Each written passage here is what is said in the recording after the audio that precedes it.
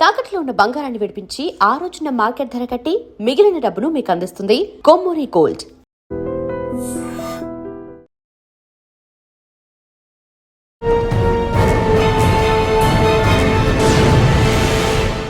Welcome to crime diaries. ఈ వారం మన guest young and dynamic women police officer. పేరు కె భవానీ గారు, sub inspector of police cyber crime CCS Hyderabad.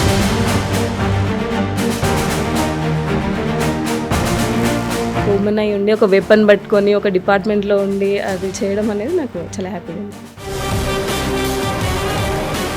అసలు digital arrest ఉంటుందంటారా? డిజిటల్ అరెస్ట్ అనేది ఇన్వెస్ట్మెంట్ ఫ్రాడ్ ఏదైనా వెబ్సైట్లో వాళ్ళు పెడతారు, హ్యూజ్ ప్రాఫిట్స్ ఇస్తాం మీకు.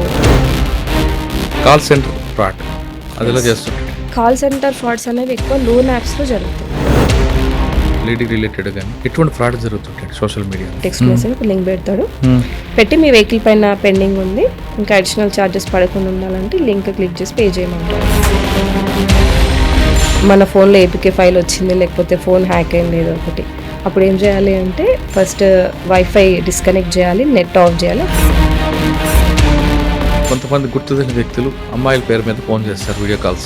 ఎస్, ఆ వీడియో కాల్ చేయగానే అమ్మాయి నూడ్ అవుతుంది. తర్వాత ఇంకొక ఏం చేస్తారంటే అట్లా కాల్స్ వస్తే వీడియో కాల్స్ వచ్చి వాళ్ళు రికార్డ్ చేసి ఇదంతా అయిపోయిన తర్వాత అసలు ఈ క్రైమ్ జరగకుండా ఉండాలంటే ఏం చేయాలి? సైబర్ అవేర్నెస్ ప్రోగ్రామ్స్ అనే కమ్యూనిటీ ఏరియాస్లో, స్కూల్స్, కాలేజెస్, మాల్స్ అన్నిట్లో కూడా అవేర్నెస్ చేస్తున్నాం పబ్లిక్కి. మ్యాటర్ మళ్ళీ దీంట్లో తీసుకుందాం. ఒక అమ్మాయికి రకరకాల వ్యక్తుల సంబంధాలు వస్తుంటాయి, అది ఫ్రాడా రైటా అనేది ఎలా తెలుసుకోవాలి? చూడడానికి పర్ఫెక్ట్ ప్రొఫైల్ లాగా సెట్ చేసుకుంటారు వాళ్ళు, హ్యాండ్సమ్ ఉంటారు అబ్బాయి అయితే.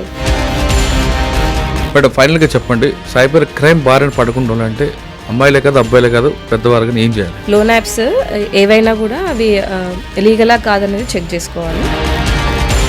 ఆన్లైన్ షాపింగ్ ఎక్కువగా ఉమెన్ దీంట్లో విక్టిమ్స్ ఉంటారండి. యాక్చువల్లీ ఎట్లా అంటే ఇన్స్టాగ్రామ్ బేస్డ్వి ఎక్కువగా అవుతున్నాయి. అయితే దాంట్లో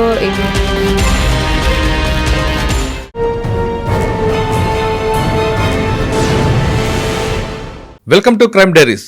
ఈ వారం మన guest young and dynamic women police officer. పేరు కె భవానీ గారు, sub inspector of police cyber crime CCS Hyderabad. Nalgonda జిల్లా చెందిన భవానీ గారు 2020 బ్యాచ్ పోలీస్ ఆఫీసర్. ప్రస్తుతం సైబర్ క్రైమ్లో పనిచేస్తున్నారు. సైబర్ క్రైమ్ అనగానే కంటికి కనిపించకుండా కర్ర కూడా వాడకుండా దోచుకునే గ్యాంగ్ని ఆవిడ ఏ విధంగా ఇన్వెస్టిగేషన్ చేస్తుంటారు?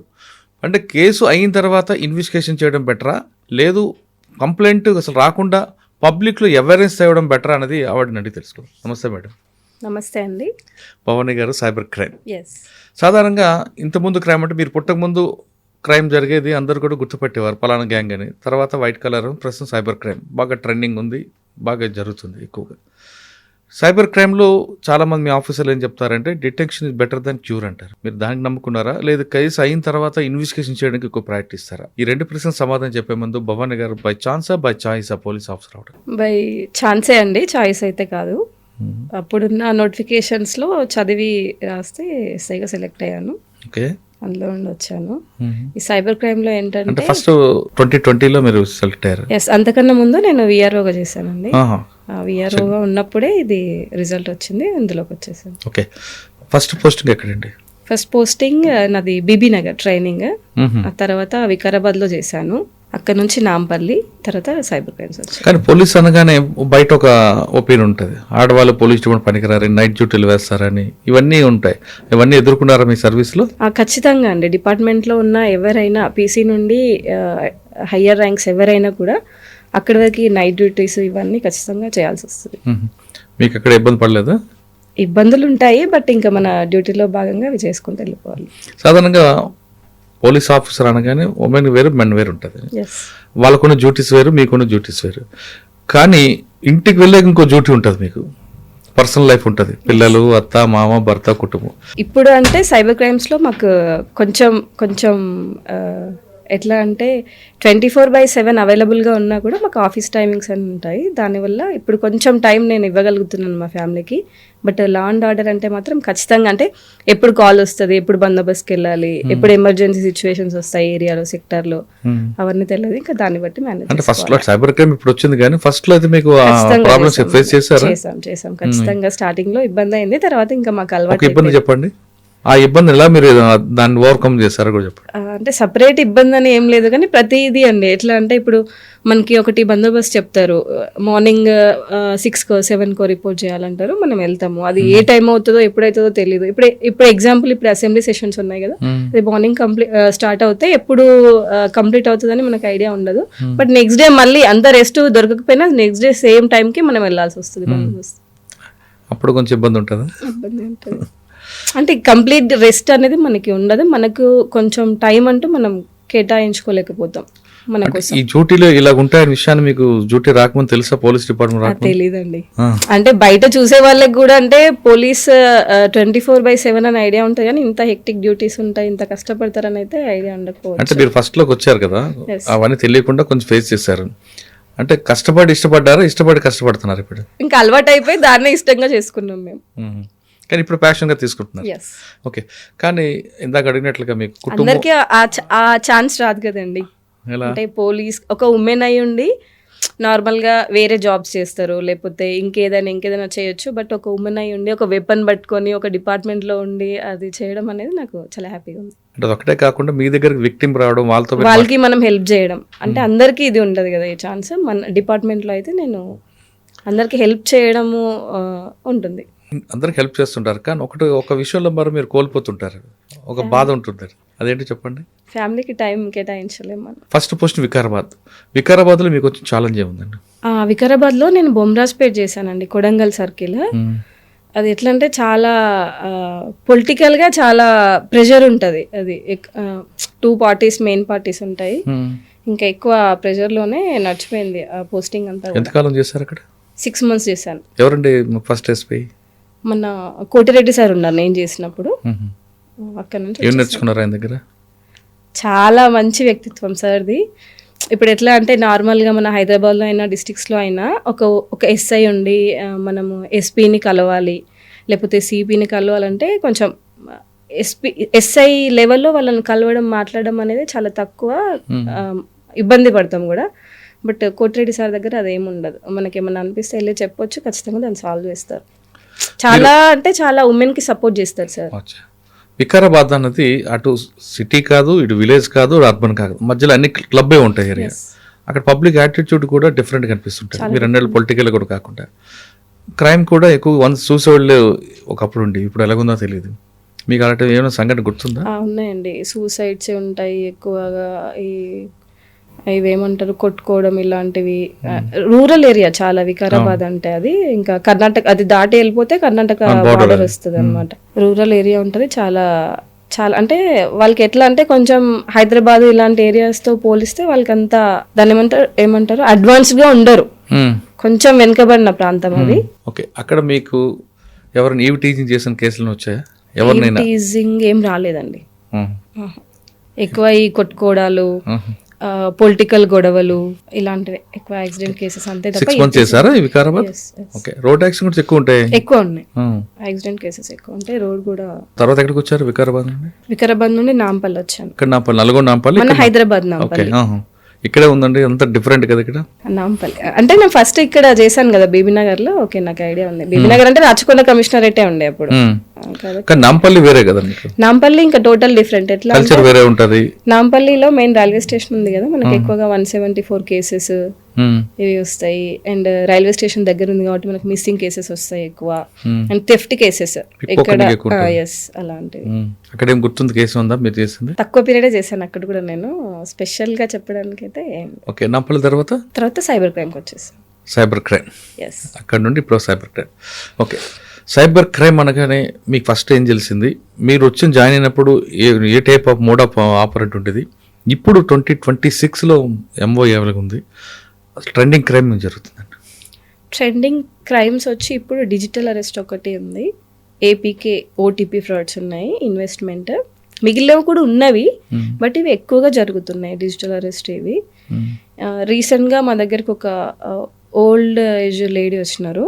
ఆమె రిటైర్డ్ హెల్త్ డిపార్ట్మెంట్లో చేశాడు. తను 18,50,000 లాస్ట్ అయింది ఆమె అమౌంట్.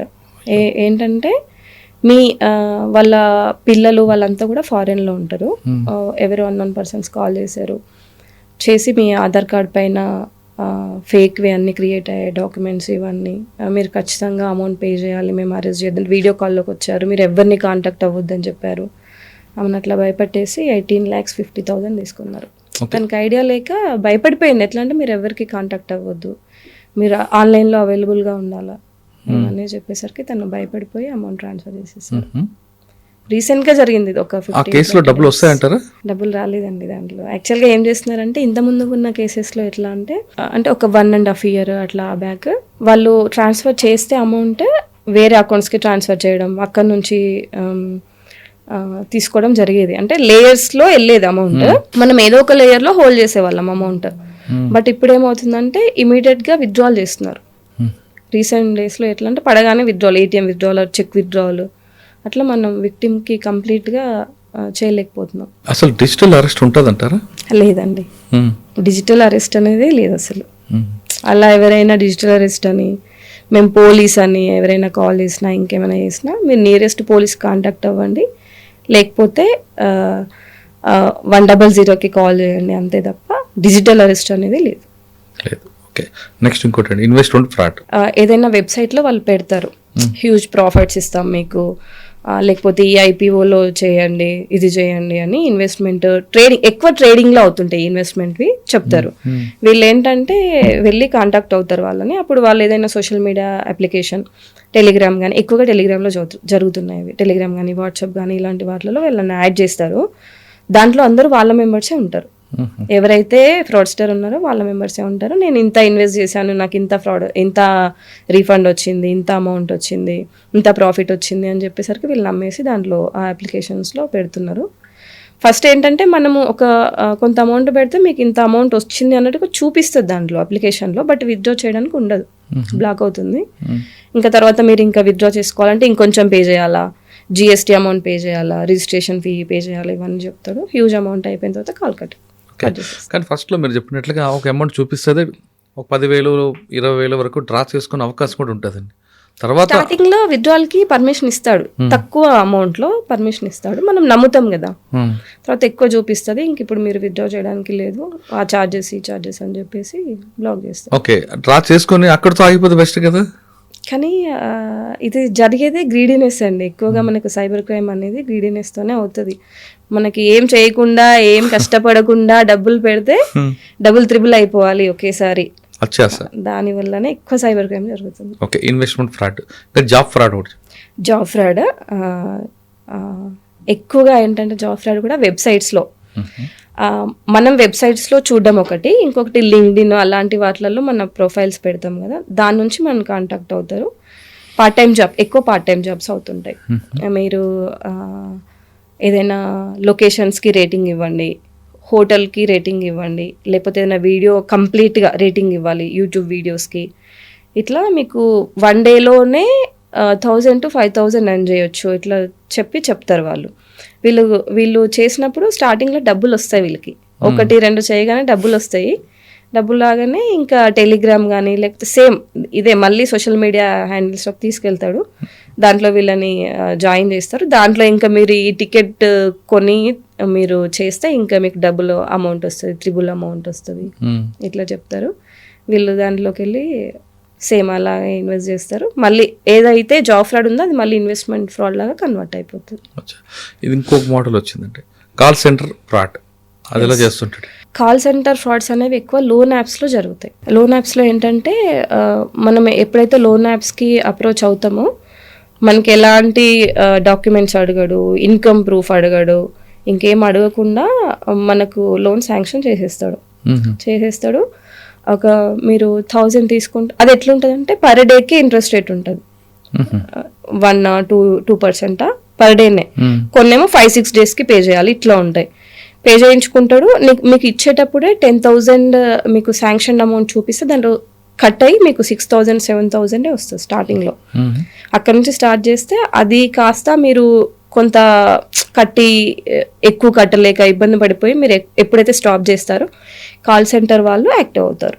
అయ్యి మీకు కాల్ చేసి మీరు ఎప్పుడైతే లోన్ యాప్స్కి పర్మిషన్స్ ఇస్తారో మీ కాంటాక్ట్స్ అండ్ ఫొటోస్ అవన్నీ వాళ్ళు సేవ్ చేసుకొని కాల్ సెంటర్ నుంచి స్టార్ట్ చేసి మీరు అమౌంట్ పే చేస్తారా, లేకపోతే మీ రిలేటివ్స్ లేకపోతే మీ ఫ్రెండ్స్ ఎవరికైనా మీ మార్ఫుడ్ పిక్చర్స్ అవన్నీ పంపించాలి. అక్కడి నుంచి స్టార్ట్ చేస్తారు కాల్ సెంటర్స్ బెదిరించడం. మెయిన్ కట్టే వరకు హెరాస్ చేస్తారు బాగా. ఒక దగ్గర బిర్యానీ తెప్పించుకున్నారు, ఆ బిర్యానీ బాగాలేదని ఆ బిర్యానీ సెంటర్ కంప్లైంట్ ఇవ్వడానికి నెట్లో చూసుకుంటే ఒక నెంబర్ దొరికింది. ఆ నెంబర్ కంప్లైంట్ ఇచ్చిన వెంటనే వాళ్ళకు QR కోడ్ పంపారు డబుల్ రేటింగ్స్ ఇస్తామని. కానీ డబ్బులు రాలేదు కదా సరే కదా, వీళ్ళ అకౌంట్లో ఉన్న డబ్బులు అందులోకి వెళ్ళాయి. అదెలా అంటే ఇప్పుడు ఫిషింగ్ లింక్స్ ఇవన్నీ ఉంటాయి కదా, అట్లాగే వెబ్సైట్స్ కూడా సేమ్. ఇప్పుడు జెన్యూన్ వెబ్సైట్ లాగానే మనకు కనిపిస్తే చిన్న దాంట్లో చిన్న లెటరు డాట్ కామా అలాంటివి డిఫరెన్స్ ఉంటుంది. మనం అది జెన్యూన్ వెబ్సైట్ అనుకొని అప్రోచ్ అయినప్పుడు QR కోడ్ కానీ లేకపోతే ఏమైనా లింక్స్ కానీ క్లిక్ చేసినప్పుడు మన ఫోన్ కాంప్రమైజ్ అయిపోయి మన దాంట్లో ఉన్న డేటా మొత్తం వాళ్ళకి వెళ్ళిపోయి ట్రాన్సాక్షన్స్ అన్ని జరిగిపోతాయి. ఓకే, మనం అది ఎలా కనిపెట్టాలి? మన ఫోన్లో ఆల్రెడీ ఉందా లేదా? APK ఫైల్స్ అనేవి .apk అని చూపిస్తుంది, బట్ అవన్నీ హిడ్డెన్ ఉంటాయి. మనం కనిపెట్టడం చాలా కష్టము. లింక్స్ క్లిక్ చేసేటప్పుడు చాలా జాగ్రత్తగా చేయాలి. ఇంకొకటి ఏంటంటే హిడ్డెన్ అప్లికేషన్స్ ఏమైనా ఉన్నాయనుకోండి, మనకి కవాచ్ 2 అని ఒక అప్లికేషన్ ఉంటుంది, గవర్నమెంట్ అప్లికేషన్. అది దాంట్లో స్కాన్ చేస్తే చూపిస్తుంది హిడ్డెన్ తెలుసుకోవచ్చు. హిడ్డెన్ అప్లికేషన్స్ ఏమైనా ఉన్నా మనకు చూపిస్తుంది. ఓకే, ఇది జాబ్ ఫ్రాడ్ అయింది. నెక్స్ట్ ఉమెన్ రిలేటెడ్ కానీ అమ్మాయిలు వీళ్ళకి సంబంధించిన లేడీ రిలేటెడ్ కానీ ఎటువంటి ఫ్రాడ్ జరుగుతుంటాయి సోషల్ మీడియాలో? ఎక్కువగా సోషల్ మీడియాలో అంటే ఫ్రెండ్స్, నేను అడుగుతుంది ఉమెన్ రిలేటెడ్ క్రైమ్ అడుగుతున్నా. ఉమెన్ రిలేటెడ్ మ్యాట్రిమోనియల్లో జరుగుతాయి. ఫస్ట్ మ్యాట్రిమోనియల్ చెప్తాను నేను. అంటే మ్యాట్రిమోనియల్ ఉమెన్కి జరుగుతుంది, మెన్కి జరుగుతుంది, ఇది ఇద్దరికి జరుగుతుంది.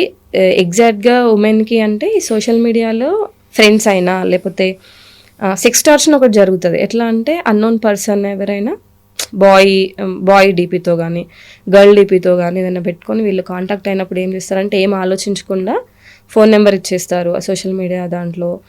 వీళ్ళ ఫ్యామిలీ బ్యాక్గ్రౌండ్ అంతా చెప్పేస్తారు, వీళ్ళ ఫ్యామిలీ మెంబర్స్ డీటెయిల్స్ చెప్పేస్తారు. ఒక 1-2 డేస్లోనే ఎక్కువ క్లోజ్ అయిపోయి కాల్స్ చేయడం, వాళ్ళకి ఫొటోస్ షేర్ చేయడం, పర్సనల్ ఫొటోస్, వీళ్ళ డీటెయిల్స్ అన్నీ షేర్ చేస్తారు. వాళ్ళు అవన్నీ సేవ్ చేసుకొని నెక్స్ట్ డే నుంచి స్టార్ట్ చేస్తారు. మీరు అమౌంట్ పే చేయాలి నువ్వు, లేదంటే ఇవన్నీ మీ ఫ్యామిలీ మెంబర్స్కి పెడతాను. అటువంటి వచ్చినప్పుడు ఏం చేయాలంటే ఫస్ట్ అయితే ఎప్పుడైనా మీరు ఇట్లా చేసి మీరు విక్టిమ్ అయ్యానని మీకు అర్థమైనప్పుడు ఫస్ట్ వైఫై డిస్కనెక్ట్ చేయండి. అంటే ఆ అప్లికేషన్లో ఏదైతే మీరు కాంటాక్ట్ అవుతున్నారో అతనితోని డిస్కనెక్ట్ అయిపోయింది, బ్లాక్ చేయండి అతన్ని.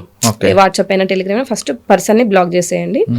ఆ ఎవిడెన్స్ అంతా కూడా స్క్రీన్ షాట్స్ పెట్టుకొని 1930 కాల్ చేయడం లేకపోతే పోలీస్ని అప్రోచ్ చేయడం చేయాలి. బట్ భయపడొద్దు.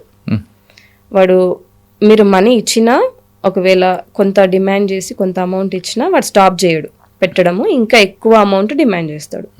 కాబట్టి అమౌంట్ మాత్రం అసలు పంపొద్దు, భయపడొద్దు. ఓకే, ఈ విధంగా విక్టిమ్ అయిపోయానని ఆ అమ్మాయి కానీ ఆ అబ్బాయి కానీ ఫేస్బుక్లో కానీ సోషల్ మీడియాలో ముందే పెట్టుకుంటే నా ఫోన్ హ్యాక్ అయింది ఇలా జరుగుతుంది అని. యాక్చువల్గా ఇవి లోన్ యాప్ ఫ్రాడ్స్లో mobile hack and WhatsApp hack ఇవి అవుతున్నాయి కదా, దీంట్లో పెట్టిస్తాం మనం. ఎట్లా అంటే ఇప్పుడు లోన్ యాప్ దాంట్లో అయితే వాళ్ళ కాంటాక్ట్స్ ఎన్ని ఉన్నాయో అంతమందికి మార్ఫుడ్ పిక్చర్స్ పంపిస్తారు ఫ్రాడ్స్టర్స్. కాబట్టి వాళ్ళు ముందే అలర్ట్ అవ్వడానికి స్టేటస్ పెట్టుకోమని చెప్తాము. బట్ ఈ సోషల్ మీడియా దాంట్లో ఎట్లా అంటే అమ్మాయిలు వాళ్ళ ఇంట్లో తెలిసి ఉండదు, అంటే ఇట్లా ఆన్లైన్ లో జరిగిందంతా కూడా వాళ్ళ ఇంట్లో కూడా ఏం చెప్పరు. చాలా మంది మా దగ్గరకు వచ్చే వాళ్ళు ఇంట్లో కూడా చెప్పరు. స్టేటస్ పెట్టుకోవాలంటే వాళ్ళు కొంచెం భయపడతారు. కాబట్టి బ్లాక్ చేసి మాకు రిపోర్ట్ చేయమని చెప్తాం. ఓకే, కానీ అమ్మాయిలు మీరు అన్నట్లుగా తెలిసినా తెలియకపోయినా కంప్లైంట్ ఇవ్వడానికి ఆ ఫేస్ రివీల్ చేయడానికి ఇబ్బంది పడతారు. సీక్రెట్ గా చేసి మాకు ప్రాబ్లమ్ సాల్వ్ చేయండి, మాకు కంప్లైంట్ వద్దు అనే వాళ్ళు కూడా ఉంటారు. అటువంటిప్పుడు ఏం చేస్తారండి? సీక్రెట్గా అంటే చేస్తాము.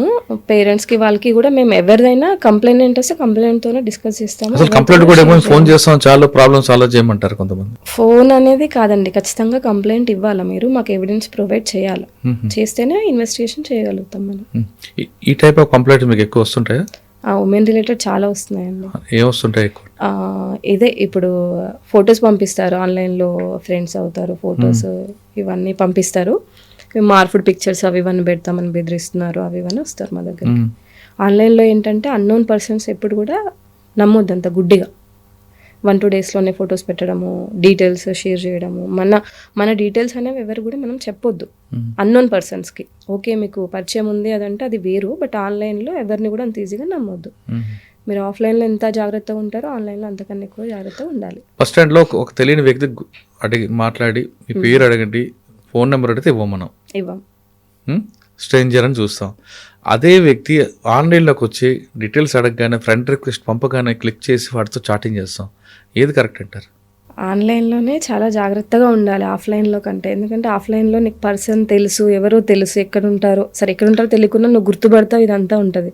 బట్ ఆన్లైన్లో ఏంటంటే నీకు సోషల్ మీడియా ప్లాట్ఫామ్స్ నుంచి నువ్వు మాట్లాడి తీసుకున్న తర్వాత నెంబర్ ఉండదు, అతని డీటెయిల్స్ ఉండవు, ఫొటోస్ ఉండవు, అన్ని ఫేక్ డీటెయిల్స్ ఉంటాయి. తర్వాత ఏమన్నా జరిగినా కూడా మనము అతన్ని ఐడెంటిఫై చేయడము అదంతా కష్టం. ఓకే, ఇది కాకుండా ఎక్కువ యాప్ మనంతా ఆన్లైన్ అడుగుతుంటుంది, స్విగ్గీ అని, జొమాటో, వీటి మీద ఉంటాం. ఇందులో కూడా ఫ్రాడ్స్ వస్తుంటారా? స్విగ్గీ, జొమాటోలో అనే ఫ్రాడ్స్ అని ఇప్పటివరకు ఏం రాలేదు. కానీ కొన్ని ఏరియాలో అంటే ఆ ఏరియాలో జరుగుతున్న ఒక అకేషన్ అంటే ఒక బ్రహ్మోత్సవాలు కానీ ఇంకోటి జరుగుతుంది, దాన్ని బేస్ చేసుకుని కూడా ఫ్రాడ్ స్టార్స్ వస్తుంటారు కదా. ఆ ఫ్రాడ్ స్టార్స్ ఎట్లా అంటే ఇప్పుడు అట్లా అని కాకుండా మన ట్రెండింగ్ ఇప్పుడు మనకి ఏం జరుగుతుంది మన చుట్టుపక్కల దాన్ని బట్టి ఫాలో అవుతుంటారు. ఇప్పుడు ఎట్లా అంటే న్యూ ఇయర్ వచ్చింది, మొన్న క్రిస్మస్ వచ్చింది, Christmas new year wishes customise చేసుకోండి, లేకపోతే ఎవరైనా స్పెషల్ పర్సన్కి పంపించాలంటే దాన్ని డిజైన్ చేసి పంపించడానికి లింక్స్ అని, ఏది ట్రెండ్ అవుతుందో దానికి తగ్గట్టుగా ఫ్రాడ్స్టర్స్ అవి రెడీ చేస్తున్నారు. రీసెంట్గా మాకు కొన్ని వచ్చిన ఏపీకే ఫైల్స్ ఏంటంటే ఈ చలాన్, ఆర్టీఓ చలాన్ ఇవి, అండ్ కరెంట్ బిల్. అంటే ఇవి ఒక 2 years బ్యాక్ వచ్చాయి, మళ్ళీ సేమ్ స్టార్ట్ అవుతున్నాయి. ఒక లింక్ పెడతాడు, దాంట్లో టెక్స్ట్ వస్తుంది మనకి, టెక్స్ట్ మెసేజ్ ఒక లింక్ పెడతాడు, పెట్టి మీ వెహికల్ పైన పెండింగ్ ఉంది, ఇంకా అడిషనల్ ఛార్జెస్ పడకుండా ఉండాలంటే లింక్ క్లిక్ చేసి పే చేయమంటాడు. వీళ్ళు క్లిక్ చేస్తారు, వెహికల్ నెంబర్ అడుగుతుంది, పెడతారు, దేని నుంచి కార్డ్ నుంచి పే చేయాలనుకుంటున్నారో అడుగుతారు, పెడతారు, ఓటీపీ అడుగుతుంది, చెప్తారు, అమౌంట్ పోతుంది. అంటే ఆ అమౌంటే కాకుండా ఆ లింక్తో వీళ్ళ ఫోన్ మొత్తం కాంప్రమైజ్ అయిపోతుంది, దీంట్లో ఉన్న డీటెయిల్స్ మొత్తం వెళ్ళిపోతాయి, అకౌంట్లో ఎంత డబ్బు ఉంటే అంత ఖాళీ అయిపోతుంది. కాబట్టి అన్నోన్ లింక్స్ అస్సలు క్లిక్ చేయొద్దు. ఓకే, ఇప్పుడు సంక్రాంతి వస్తుంది, సంక్రాంతి కూడా మీరు శుభాకాంక్షలు చెప్పాలి అంటే ఒక లింక్ పంపిస్తారు, అది క్లిక్ చేయమంటారు వద్దంటారు? వద్దు. నోన్ పర్సన్స్ అయినా సరే లింక్స్ రూపంలో విషెస్ కాకుండా ఇమేజెస్ అలాంటివి పంపించుకోవడం బెటర్. నోన్ పర్సన్స్ అయినా కూడా అవి వాళ్ళకి తెలియదు కదా అవి ఎక్కడి నుండి వచ్చాయి అనేది, లింక్స్ క్లిక్ చేయకపోవడమే బెటర్. సంక్రాంతికి తరపున కూడా ఏదైనా కూడా ఎక్కడైనా కూడా unknown persons or known persons నుంచి అవి చూసుకోవాలి. ఫస్ట్ .apk అని ఉంటాయి ఏపీకే ఫైల్స్ అయితే, అలాంటివి క్లిక్ చేయకుండానే ఉండాలి. ఒకవేళ అయింది అనుకోండి, మనం ఎలా దాని నుంచి బయటపడాలి? తెలియక క్లిక్ చేస్తాం. ఎస్, క్లిక్ చేసి ఆల్మోస్ట్ అమౌంట్ పోయిన తర్వాతనే మనం రియలైజ్ అవుతాము మనకి మన ఫోన్లో ఏపీకే ఫైల్ వచ్చింది, లేకపోతే ఫోన్ హ్యాక్ అయింది ఏదో ఒకటి. అప్పుడు ఏం చేయాలి అంటే ఫస్ట్ వైఫై డిస్కనెక్ట్ చేయాలి, నెట్ ఆఫ్ చేయాలి, అప్పుడు యాక్సెస్ వెళ్ళిపోతుంది. అండ్ ఏదైతే అప్లికేషన్ ఉందో ఆ అప్లికేషన్కి మనం పర్మిషన్స్ ఇస్తాం మొబైల్లో, సెట్టింగ్స్లోకి వెళ్ళి ఆ పర్మిషన్స్ డిజేబుల్ చేయాలి. చేసిన తర్వాత ఆ స్క్రీన్ షాట్స్ ఏమైనా ఉంటే సేవ్ చేసుకొని 1930 కాల్ చేసి లేదా పోలీస్ స్టేషన్ని అప్రోచ్ అవ్వాలి. ఓకే, ఇది కాకుండా కొంతమంది గుర్తు తెలియని వ్యక్తులు అమ్మాయిల పేరు మీద ఫోన్ చేస్తారు, వీడియో కాల్స్. ఎస్, ఆ వీడియో కాల్ చేయగానే అమ్మాయి నూడ్ అవుతుంది, తర్వాత ఇంకొక క్రైమ్ జరుగుతుంది. అటువంటి కాల్స్ వచ్చినప్పుడు ఏం చేయాలి, అందులోంచి ఎలా బయటపడాలి? అన్నోన్ పర్సన్స్ నుంచి యాక్చువల్గా కాల్స్ అలాంటి ఏంటంటే వీడియో కాల్స్ ఫస్ట్ భయపడొద్దు. ఎవరైనా కూడా ఏం చేస్తారంటే అట్లా కాల్స్ వస్తే వీడియో కాల్స్ వచ్చి వాళ్ళు రికార్డ్ చేసి ఇదంతా అయిపోయిన తర్వాత వీళ్ళు ఏమనుకుంటారంటే ఫస్ట్ నేనేమైనా తప్పు చేసిందేమో అని చూసిన వాళ్ళు అనుకుంటారు, నేను కంప్లైంట్ చేసినా ఎవరికైనా చెప్పినా కూడా అట్లా అనుకుంటారేమో అనే భయంలోనే ఉంటారు. బట్ అదేం కాదు, వాట్సాప్ అయినా మనము ట్రేస్ చేయడానికి వస్తుంది. కాబట్టి ఎలాంటి సైబర్ ఫ్రాడ్ అయినా కూడా సైబర్ పోలీస్ని అప్రోచ్ అవ్వాలి. ఈ టైప్ ఆఫ్ కంప్లైంట్స్ మీకు వస్తుంటాయి? ఇవి తక్కువ అండి, ఇప్పటివరకు అయితే ఏం రాలేదు. కొంతమంది వాట్సాప్ కాల్లో ఫోన్ చేసి బెదిరిస్తుంటారండి, అటువంటి కేసు మీ దగ్గరకు వస్తే ఎలా మీరు ఐడెంటిఫై చేస్తారు? వాట్సాప్ కాల్వి మనం ట్రేస్ చేయొచ్చు, బట్ చాలా వరకు ఏంటంటే ఇప్పుడు ఇండియా నెంబర్స్ తీసుకొని ఫారెన్ కంట్రీస్ నుంచి ఆపరేట్ చేస్తున్నారు. ఐపీస్ ఫారిన్ కంట్రీ వస్తాయి, అంటే నెంబర్ ఇండియాలోనే ఉంటుంది, బట్ వాట్సాప్ అనేది అక్కడ నుంచి ఆపరేట్ చేస్తున్నారు. కాబట్టి అలాంటి మరి అది ఎలా మరి ఐడెంటిఫై చేస్తారు? ఫారిన్ కంట్రీ అయితే ఇంకా మనం ఐపీస్తో ఫైండ్ అవుట్ చేస్తాం అది ఎక్కడి నుంచి ఆపరేట్ చేస్తున్నారని. ఇండియాదే వస్తే మనము తీసుకొస్తాం, ఓడీస్కి వెళ్తాం రెగ్యులర్గా, తీసుకొస్తాం అక్కడ. ఓకే, మీరు సైబర్ క్రైమ్ పనిచేస్తున్నారు, కొన్ని మంచి విషయాలు చెప్పారు. నెక్స్ట్ మీరు ఎప్పుడైనా ఫ్యూచర్లో లా అండ్ ఆర్డర్ ఖచ్చితంగా చేస్తారు.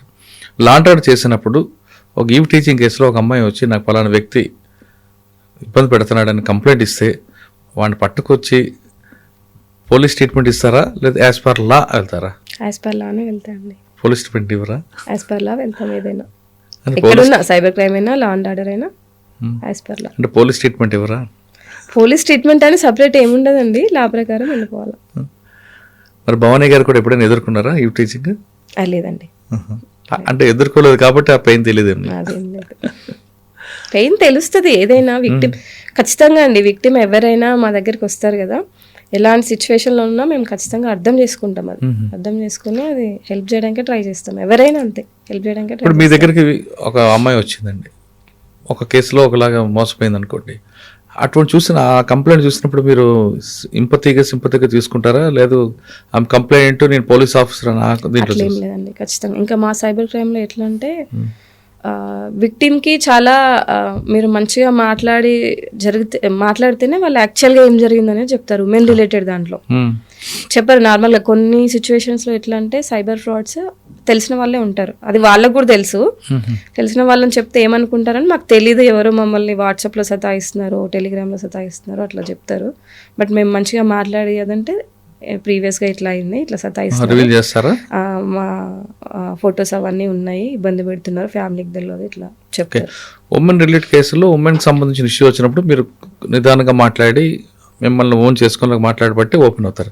కానీ అదే ఉమెన్ గ్రీడీనెస్తో మోసపోయి మీ దగ్గరికి వచ్చారనుకోండి, మీరు ఆవిడ చూసి జాలి పడతారా, లేదు అత్యాసపోయే కోపం పడతారా? ఏమనమండి, ఎందుకంటే యాక్చువల్గా ఉమెన్ అనేది ఎవరైనా కూడా ఫైనాన్షియల్గా ఇండిపెండెంట్గా ఉండాలని అనుకుంటారు ఖచ్చితంగా ఎవరైనా.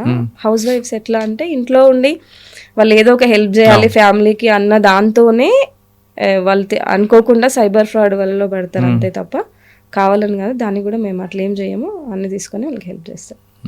క్రైమ్ గురించి చెప్పారు. ఇప్పుడు అసలు ఈ క్రైమ్ జరగకుండా ఉండాలంటే ఏం చేయాలండి? అవేర్నెస్ అండి, జనాల్లో అవేర్నెస్ రావాలి.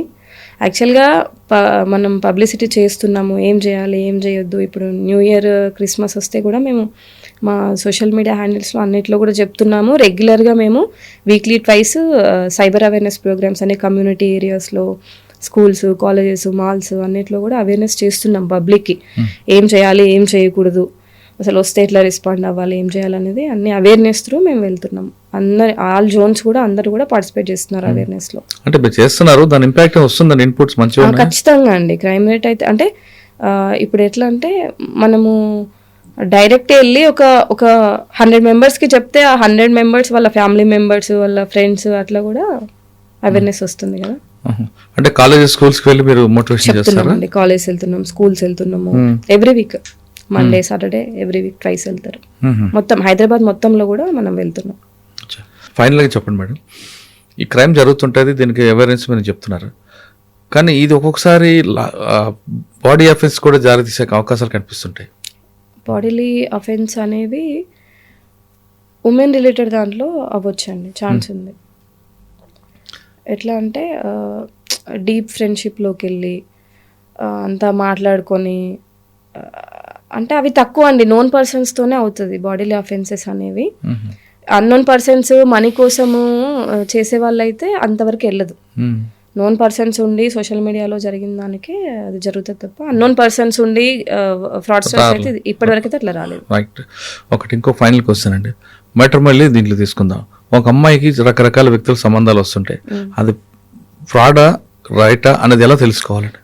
ఎస్, మ్యాట్రిమోనియల్ దాంట్లో ఎట్లా అంటే అప్లికేషన్లో ఏదైనా యాప్ ఉంటుంది కదా, దాంట్లో ఇప్పుడు చూడడానికి పర్ఫెక్ట్ ప్రొఫైల్ లాగా సెట్ చేసుకుంటారు వాళ్ళు.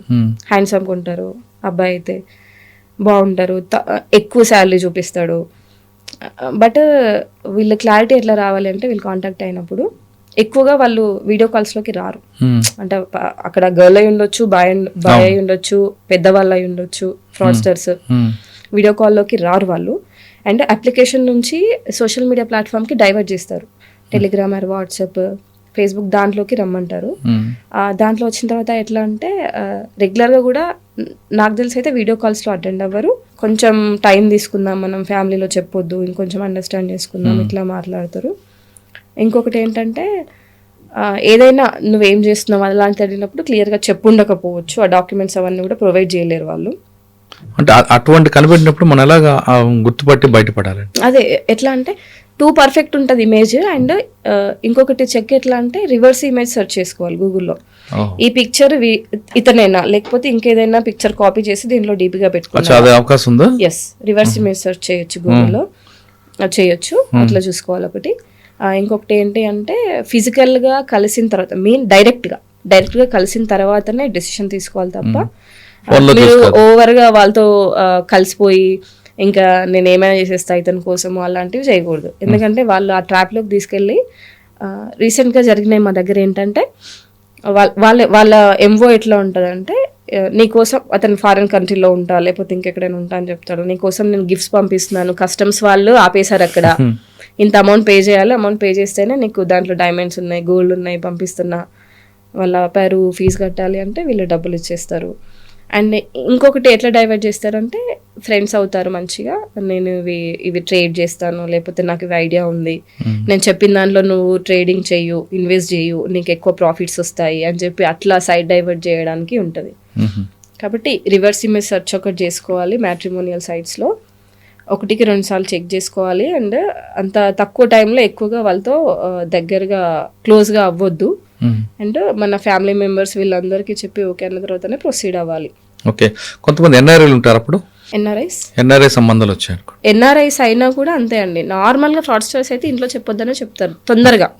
తొందరగా చెప్పి ఈ మ్యారేజ్ ప్రొసీజర్ అయితే ఏదైతే ఉందో దాన్ని డిలే చేద్దాము, కొంచెం మాట్లాడుకుందాం, మనము అండర్స్టాండ్ చేసుకున్న తర్వాతనే ముందుకెళ్దాము అదని చెప్పి స్టార్ట్ చేస్తారు. అండ్ కొంచెం క్లోజ్ అయిన తర్వాత నాకు ఈ ఫైనాన్షియల్ ప్రాబ్లం ఉంది, లేకపోతే ఏదైనా బిజినెస్ లాస్ వచ్చింది కాబట్టి కొంచెం హెల్ప్ చేయి, ఇలాంటి వాటితో స్టార్ట్ అవుతుంది ఫ్రాడ్ అనేది. ఓకే మేడం, ఫైనల్గా చెప్పండి, సైబర్ క్రైమ్ బారిన పడకుండా అంటే అమ్మాయిలే కాదు అబ్బాయిలే కాదు పెద్దవారు ఏం చేయాలి? లోన్ యాప్స్ ఏవైనా కూడా అవి లీగలా కాదనేది చెక్ చేసుకోవాలి.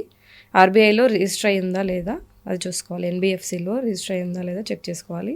ట్రేడింగ్ ఏవైనా కూడా సెబీ దాంట్లో రిజిస్టర్ అయి ఉన్నాయా లేదా చెక్ చేసుకోవాలి. అండ్ మ్యాట్రిమోనియల్ దాంట్లో అయితే ఆ పర్సన్ యొక్క ప్రొఫైల్ అంతా చెక్ చేసుకొని పర్ఫెక్ట్గా ఉందన్న తర్వాతే ప్రొసీడ్ అవ్వాలి. అండ్ జాబ్ ఫ్రాడ్స్ వచ్చి ఎట్లా అంటే మీకు ఎప్పుడైతే హ్యూజ్ ప్రాఫిట్స్ వాళ్ళు చెప్తారో రేటింగ్స్ ఇవ్వడం ఇలాంటివి ఒకసారి మీరు చెక్ చేసుకోవాలి. యాక్చువల్గా ఇది ఒరిజినలా కాదా, ఇంత అంటే 1 డేలో నేను ఇంత హ్యూజ్ అమౌంట్ నేను సంపాదించడం అనేది జరుగుతుందా, ఇది ఫేకా అనేది ఒకసారి చూసుకోవాలి. అన్నోన్ లింక్స్ ఏవైనా, అప్లికేషన్స్ ఏవైనా, లేకపోతే వెబ్సైట్స్ ఏవైనా కొత్తవి మీ దృష్టికి వచ్చినప్పుడు అవి చెక్ చేసుకోవాలి. అంటే ఫైనల్గా మీరు ఏం చెప్తారంటే ఆఫ్లైన్లో కన్నా ఆన్లైన్లో చాలా జాగ్రత్తగా ఉండాలి. ఆన్లైన్ షాపింగ్ ఎక్కువగా ఉమెన్ దీంట్లో విక్టిమ్స్ ఉంటారండి. యాక్చువల్గా ఎట్లా అంటే ఇన్స్టాగ్రామ్ బేస్డ్వి ఎక్కువగా అవుతున్నాయి. అయితే దాంట్లో ఏదైతే పెడతారో వాళ్ళు ప్రోడక్ట్స్ కానీ ఇంకేమైనా కానీ అవి జెన్యున్గా ఉన్నాయా లేదా, సేమ్ ఇవి కూడా రివర్స్ ఇమేజ్ సెర్చ్ వేరే వెబ్సైట్లో తీసుకొని వీళ్ళు పెడుతున్నారా. అండ్ సిఓడి ఆప్షన్ ఇదొకటి, ఇది లేకుండా ఇమీడియట్గా పే చేయమంటారు. వేరే ప్లాట్ఫామ్స్కి రీడైరెక్ట్ అవుతుంటుంది అనమాట, ఇమీడియట్గా పే చేయమంటారు. అండ్ రిటర్న్ పాలసీ ఇవన్నీ కూడా క్లియర్గా ఉండవు. అలాంటి వాటిలో ఆన్లైన్ షాపింగ్ చేయొద్దు. దీంట్లో కూడా ఎక్కువగా విక్టిమ్స్ ఉంటున్నారు. సైబర్ క్రిమినల్స్ మన వైపు చూడకుండా ఉండాలంటే ఆఫ్లైన్లో ఎంత అలర్ట్ ఉంటామో దానికి డబల్ ఉండాలి ఆన్లైన్లో అంటున్నారు భవానీ గారు. అంతేకాదు గుర్తిన వ్యక్తి పంపిన ప్రతి లింక్కి క్లిక్ చేయడం, ఫ్రంట్ రిక్వెస్ట్ పంపిస్తే ఓకే చేసి ఆయనతో చాటింగ్లు చేసి ఖచ్చితంగా మనం సైబర్ క్రిమినల్స్కి దగ్గర అవుతున్న విషయాన్ని గుర్తుపెట్టుకోవాలనే విషయం చెప్తున్నారు. అంతేకాకుండా ఏ విషయం అయినా సరే ఆన్లైన్లో చేసేటప్పుడు 1-2 సార్లు క్రాస్ చెక్ చేసుకోండి. వచ్చిన ప్రతి లింక్ని వెంటనే ఓకే చేయకుండా వెంటనే ఓపెన్ చేయకుండా ఉంటే ఖచ్చితంగా మనం సేఫ్గా ఉంటామని భవానీ గారు చెప్తున్నారు. ఇది ఈ వారం భవానీ గారితో ఎక్సలెంట్ ఇంటర్వ్యూ. వచ్చే వారం మరొక ఇస్తాం, మళ్ళీ కలుద్దాం. అందరికీ నమస్తే. Thank you madam, thank you very much. iDreams, this police diaries is something very, very valuable towards that. I must really appreciate Murali, your insights. iDreams founder and CEO Chinna Vasudev Reddy gartoni Muralidhar crime stories చాలా famous అయిపోయినావు.